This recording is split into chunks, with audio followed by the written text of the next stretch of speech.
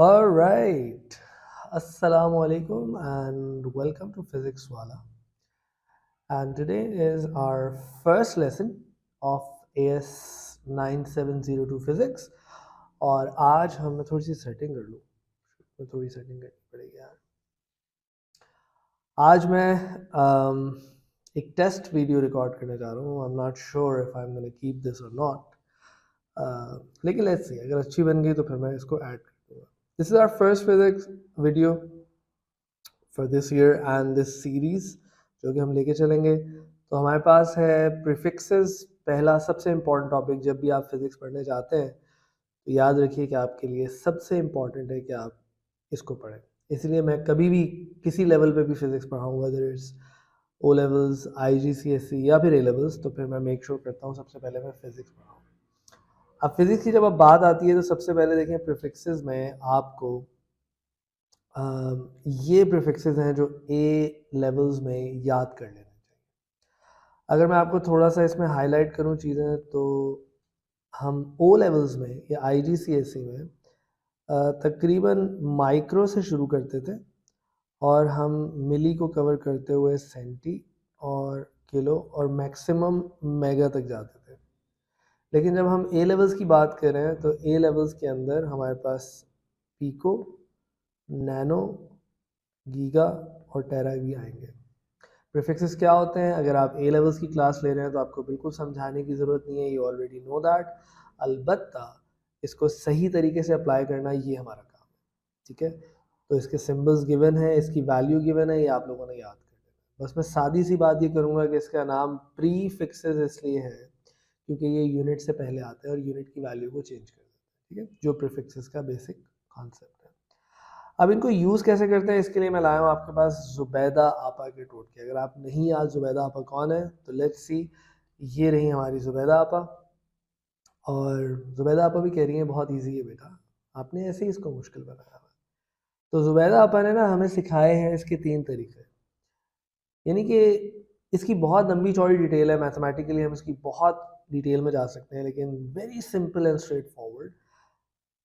हमारे क्वेश्चंस में 3 तरह की सिचुएशंस हैं जो आ सकती है। नंबर 1, या तो हमें किसी सिचुएशन में प्रीफिक्स को रिमूव करना पड़ सकता है, ठीक है। फॉर एग्जांपल, अगर एग्जामिनर हमें देता है फॉर एग्जांपल किलोग्राम से ग्राम्स में जाने के लिए कोई ऐसी वैल्यूज़ हैं कि हमें फॉर इंस्टेंस 0.78 किलोग्राम को कन्वर्ट करना है इनटू ग्राम्स, तो ये एक कंडीशन हो सकती है। एक कंडीशन ये हो सकती है कि हमारे पास, ये मैं साइड पे लिख देता हूँ, हमारे पास कंडीशन आ सकती है कि 75 मीटर्स को कितने सेंटीमीटर्स में हम मेंशन करेंगे। एक कंडीशन ये आ सकती है कि for example convert 75 centimetre is equals to how many kilometres and vice versa. The important point is कि इन 3 सिचुएशंस में अगर आप गौर से देखें तो आपके पास इन 3 एग्जांपल्स में 3 सिचुएशंस बन रही है। पहली सिचुएशन क्या है? आपको इधर अगर आप गौर से देखें, आपके पास ये है एक प्रीफिक्स, ये पड़ा हुआ है किलो, के, स्मॉल के, ये क्या है? किलो। तो आपको सबसे पहले इस किलो को अगर आप गौर से देखें तो आपके पास यहाँ पर ये किलो गायब हो गया, it's not there any more, so we need to remove a prefix. किस सिचुएशन में हम लोग? Removing a prefix. क्या एग्जामिनर बोलेगा कि प्रीफिक्स को रिमूव करो? नहीं, बिल्कुल भी नहीं। एग्जामिनर ऐसा कुछ बोलने वाला नहीं है, हमने खुद फिगर आउट करना है कि ये कौन सी सिचुएशन। तो अगर एग्जामिनर बोले कि रिमूविंग अ प्रीफिक्स की सिचुएशन में हमें डाल दे, तो फिर याद रखिए बेटा, रिमूविंग के साथ बस आपने ये बात याद कर लेनी है कि you have to multiply by prefix value, you have to multiply by prefix value. अगर आपको प्रीफिक्स वैल्यू ही नहीं पता, अगर आपको यही नहीं पता ये के किसका सिंबल है और इसकी क्या इसका नाम है और इसकी वैल्यू क्या है, तो फिर ये आगे पढ़ने का कोई फ़ायदा नहीं, ठीक है। आपने क्या करना है? आपने इसकी वैल्यू लेनी है which is 10 to the power 3, which we know mathematically 1000, और आपने 0.78 को इस 1000 से मल्टीप्लाई कर देना और आपके पास आंसर आ जाएगा 78 grams, which is your desired answer. Right? Removing a prefix, job done. इसका ऑटोमेटिकली मतलब ये हुआ कि अगर आपको एग्जामिनर कहता है इंसर्टिंग अ प्रीफिक्स, तो अभी आप बताएं कि इन दोनों एग्जांपल्स में से ये जो मैंने आपको यहाँ मेंशन किए, इन दोनों एग्जांपल में से आपके ख्याल में इंसर्टिंग अ प्रीफिक्स कौन सी एग्जांपल में होगा? एग्जांपल नंबर 2 में या एग्जांपल नंबर 3 में? Definitely it is going to be example number 2, क्योंकि पहले अगर आप देखो तो आपको कोई प्रीफिक्स नज़र नहीं आ रहा, आपको सिर्फ क्या नज़र आ रहा है? आपको नज़र आ रहा है एक ज़बरदस्त सा यूनिट ओनली, मीटर्स। मीटर्स एक यूनिट है, लेकिन अगर आप बाद में देखो आफ्टरवर्ड्स तो आपको नज़र आ रहा है ये सी। सी किसको रिप्रेजेंट करता है? अब ये बात आपको याद होनी चाहिए, सी रिप्रेजेंट करता है सेंटी को। सेंटी मतलब 10 टू द पावर -2। अब अगर आपको ये पता है तो बस फिर आपने इतना याद रखना है कि भाई ये एग्जांपल इंसर्टिंग अ प्रीफिक्स का केस बनेगी 75। मैं रेड से यूनिट लिख देता हूँ ब्लू से, और फिर रेड से मैं आपको मेंशन करूँगा जो मुझे प्रीफिक्स लेकर आना है, ठीक है? So it's more highlighted. सो मुझे सेंटी लेकर आना है, और आपने देखा अगर रिमूविंग में आपको मल्टीप्लाई करना था तो इंसर्टिंग में हम क्या करेंगे? इंसर्टिंग में हम कर देंगे इसको डिवाइड, और सिंपल एज दैट हमें क्या करना है कि हम सेंटी की वैल्यू से इसको डिवाइड कर देंगे। और याद रखिए कैलकुलेटर में it would be very wise option अगर आप फ्रैक्शन का कॉन्सेप्ट यूज़ करते हैं, ठीक है? डोंट यूज़ दिस सिंबल, ये सिंबल आपको बहुत तंग करेगा, बोर्ड मास के इश्यूज में फंसाएगा। इट्स ऑलवेज गुड प्रैक्टिस, और इससे आपके इंडाइसिस भी स्ट्रॉन्ग होने चाहिए, होंगे भी, और अगर नहीं है तो प्लीज़ उनको स्ट्रॉन्ग करें, क्योंकि अदरवाइज आपको बहुत प्रॉब्लम हो जाएगी इसमें। तो आप इसकी वैल्यू से इसको डिवाइड करेंगे 10 टू द पावर -2, और जैसे कैलकुलेटर से आप इसको आंसर लेंगे, और ए लेवल्स पे तो कैलकुलेटर हर लेवल पे अलाउड है, इवन फिजिक्स में ओ लेवल्स पे भी सारे पेपर्स में कैलकुलेटर अलाउड है। तो जैसे ही आप इसको सॉल्व करेंगे आपका आंसर आ जाएगा 7500 centimetre, which is your right answer, right? So ये है आपकी इंसर्टिंग अ प्रीफिक्स, ठीक हो गया? अब हम जाते हैं थर्ड कंडीशन पे, which is called inter converting a prefix. मुझे पता है मैं बहुत तेज तेज चल रहा हूँ, बट डोंट वरी, आप किसी टाइम भी इसको रीप्ले कर सकते हैं और इसको रीचेक कर सकते हैं। मैं चाहता हूँ मैं आपको तीनों प्रोसेस सिचुएशंस बता के फाइनली अपनी एग्जाम्पल पे जाऊँ, ठीक है? So let's come back to the original point, which is inter converting a prefix. तो जो थर्ड एग्जाम्पल थी हमारी, let me take it from here. तो ये मैंने आप लोगों के लिए मेंशन की थी, 75 centimetre is equals to how many kilometres. इसको मैं यहाँ ले आता हूँ, there you go। अब यहाँ आप देखिए, हम अगर आप गौर से देखें तो एक प्रीफिक्स सेंटी से दूसरे प्रीफिक्स किलो में जा रहे हैं। इन अदर वर्ड्स हम क्या कर रहे हैं? हम सेंटी को रिमूव कर रहे हैं और किलो को इंसर्ट कर रहे हैं, ठीक है? तो बस ये कर देना है, सिंपल। तो नंबर लिखें 75, सेंटी जिसको आप रिमूव करना चाह रहे हैं उसकी वैल्यू से मल्टीप्लाई कर दें, और कैलकुलेटर में फ्रैक्शन का साइन डाल के किलो जिसकी वैल्यू को आप इंसर्ट कर रहे हैं 10 टू द पावर 3 उसको आप पुट कर लें। और जब आप ये सॉल्व करेंगे तो इवेंचुअली आपके पास जो आंसर आएगा that would be 75 into 10 to the power -5। अगर इंडाइसिस आपकी बेसिक ठीक है तो आप इसको बेसिकली ऊपर लेके जाओगे। अब ये सिर्फ प्योर मैं मैथमेटिकल वर्क कर रहा हूँ। 75 times 10 to the power -2 times 10 to the power -3, और हमें पता है बेस सेम है तो पावर ऐड हो जाएंगी, -2 -3 -5, तो इसको going to be 75 times 10 to the power -5। अब आप इसको स्टैंडर्ड फॉर्म में लिखना चाहो तो this will be 7.5 times 10 to the power -4। आप इसको 750 टाइम्स 10⁻⁻6 लिखना चाहो, वाई कि आप -6 की जगह माइक्रो लिखना चाहते हो। तो ये भी सारी बेसिक मैथमेटिकल मैनिपुलेशन है। जितना नंबर को आगे पीछे आप अच्छा करना जानते हो उतना इजीली आप ये सॉल्व कर सकोगे। So these are 3 methods. Again, removing a prefix. अब आप बिल्कुल वो याद नहीं करेंगे 1 सेंटीमीटर में इतने मीटर्स होते हैं और 1 मीटर में इतने सेंटीमीटर होते हैं और 1 सेंटीमीटर में इतने मिलीमीटर होते हैं, because we are talking about maybe mega and giga and tera 10⁻⁹ 10⁻12 which is billion. So इतने बड़े नंबर्स को फिर कॉम्प्रीहेंड करना या छोटे नंबर्स में आए micro nano, it won't be easy for you. ठीक है, तो इसलिए अपनी जो है ना वो लॉजिक को ठीक रखें, सिंपल मेथड्स को फॉलो करें ताकि जो कॉम्प्लिकेटेड काम करने हैं वो आप आराम से कर सकें। आई नो अगर आपको ये मेथड पहले से नहीं पता तो ये आप ये करते हुए घबराएंगे, क्योंकि ये ह्यूमन ब्रेन का प्रॉब्लम है कि हम हमेशा न्यू मेथड्स को, न्यू पाथवेज को इग्नोर करते हैं, हेजिटेंट होते हैं उसकी तरफ जाने के लिए। ठीक है, क्योंकि न्यूरॉन्स एफर्ट्स मांगते हैं। लेकिन वंस आपका पाथ रिकग्नाइज हो जाता है, पैटर्न सेट हो जाता है, then it becomes your muscle memory without even thinking. आप इतनी आसानी से वो काम कर रहे होते हैं कि that it helps you a lot. ठीक है, तो इस पर देखिएगा।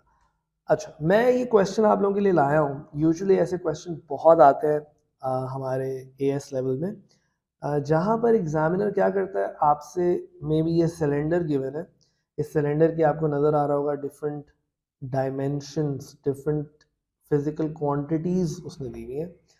आपके ख्याल में ये क्या हो सकता है जी? स्मॉल जी रिप्रेजेंट्स, बिल्कुल सही कहा, this is actually representing its mass. Okay, ये 5 सेंटीमीटर क्या रिप्रेजेंट कर रहा है? This is representing it's height. और ये 30 मिलीमीटर क्या रिप्रेजेंट कर रहा है? देखिए, मैंने यूनिट्स भी बड़े चुन के टिपिकली ऐसे रखे हैं जो डिफरेंट है, ताकि आपको ये यूज करना पड़े। ये मैंने आपको दिया है बच्चों डायमीटर। ठीक है, क्या दे दिया? डायमीटर। अच्छा, अब आपको एग्जामिनर मांगेगा कि calculate the density of this cylinder. Calculate density of this given cylinder. उसकी जो जो डायमेंशंस है वो उसने दे दिया आपको। ठीक है, अब देखिए, आपने डेंसिटी का फॉर्मूला अप्लाई किया। Density rho is equals to mass upon volume. Cylinder है तो सिलेंडर का वॉल्यूम होगा पाई आर स्क्वायर एच। अब यहाँ पे एक बहुत बड़ा प्रॉब्लम आ जाता है कि ए लेवल्स में, एएस में स्पेशली शुरू होते ही एक बच्चों को जो झटका पड़ता है वो ये पड़ता है कि एग्जामिनर इस रेडियस को यूज करने के बजाय इस डायमीटर पे फोकस करना शुरू कर देता है। ठीक है, और आप गौर से देखें, गौर से देखें, अगर थोड़ा सा फोकस करें मेरे साथ, तो ये पाई आर स्क्वायर जो लिखा हुआ है बेसिकली ये एरिया का फॉर्मूला है।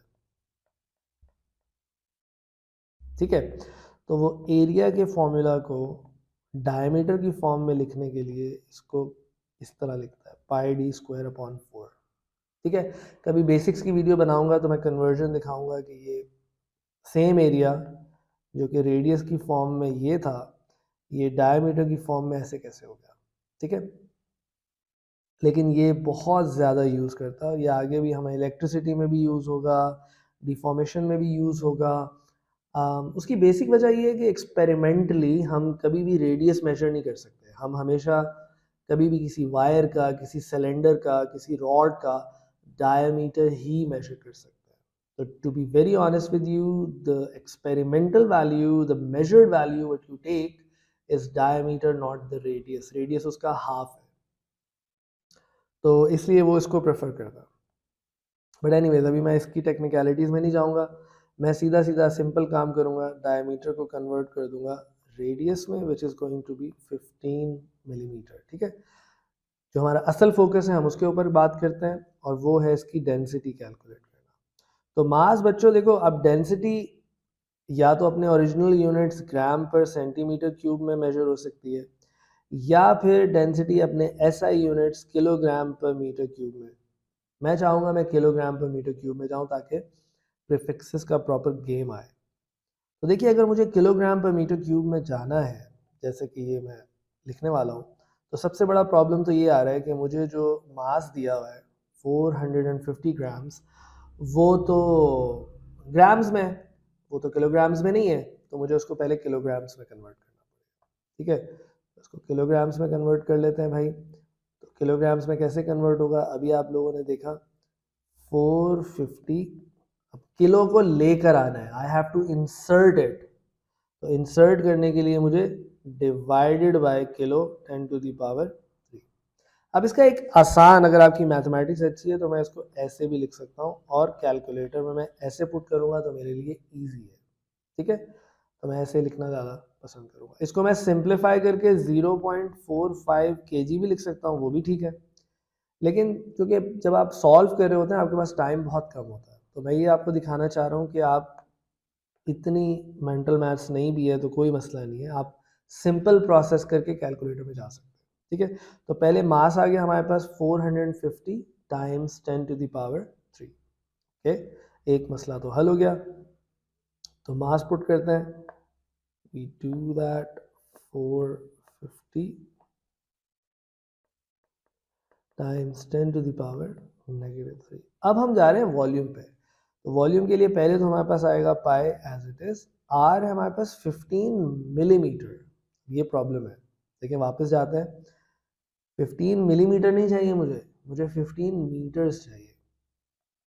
तो मुझे इसको कन्वर्ट करना पड़ेगा मिली की से, मिली है 10 टू द पावर -3, रिमूव कर रहा हूँ तो उसकी वैल्यू से मल्टीप्लाई कर दूंगा।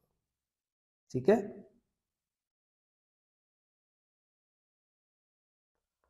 15 इंटू 10 टू द पावर -3, लेकिन याद रहे ये है आपका आर स्क्वायर, तो फिर इसके ऊपर भी क्या होना चाहिए, स्क्वायर, होल पे स्क्वायर होगा। ठीक है, और इसको पीछे ले जाए, राइट, और मुझे उसके साथ मल्टीप्लाई करना है हाइट को। अब हाइट देखूं तो 5 सेंटीमीटर है, अगेन सेंटी लगा हुआ है, मुझे सेंटी नहीं चाहिए, मुझे मीटर चाहिए। तो मैं इसको भी कन्वर्ट कर सकता हूँ, which is going to be 5 times, centi को रिमूव करना है, हटाना है, 10 to the power -2, 5 times 10 to the power -2. All I have to do now is put these values in my calculator. So अगर मैं कैलकुलेटर लेकर आऊँ, अच्छा भाई ये कैलकुलेटर चूँकि फ्री वर्जन है तो ऊपर अगर कुछ भी ऐसा वैसा ऐड आ जाए तो प्लीज़ मुझे माफ़ कर दीजिएगा। ठीक है, alright, so yes, these are the values. So ऊपर मेरे पास है 450 times 10 to the power -3। So मैं फ्रैक्शन यूज़ करूँगा, 450 टाइम्स 10 टू द पावर -3, और नीचे सबसे पहले मेरे पास आएगा पाई टाइम्स ब्रैकेट, आर था मेरे पास 15 टाइम्स 10 टू द पावर -3। याद रहे मुझे ब्रैकेट को क्लोज करना है और टॉप पे लेना है होल का स्क्वायर, और फिर मुझे टाइम्स करना है इसको। अब मैं ब्रैकेट ना लूँ कोई मसला नहीं, कोई सिंपल मल्टीप्लिकेशन हो रही है, which is 5 centimetre, 5 times 10 to the power -2। ये थी मेरी टोटल कैलकुलेशन, और अगर मैं अपना आंसर देखूं तो मेरा आंसर आ रहा है 12,732.4। ठीक है, so it is going to be the density of this material sorry, the density of this material I have will be 12,700 and was it 32? Yes, 32.4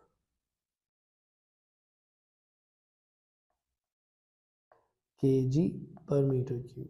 अब याद रहे कि ए लेवल्स में, एएस में हम इसको रिप्रेजेंट करते हैं केजी, और पर को जो नीचे लिखा हुआ है उसको ऊपर ले आते हैं ताकि सब एक ही लाइन में रहे। So that is how you do prefixes. I hope you must have learn this and understood this. अगर कोई क्वेरी रह जाए आप लोगों की, कोई सवाल हो आपके जहन में, तो ज़रूर पूछेगा। Till then take care and see you in the next video. अल्लाह हाफ़िज़।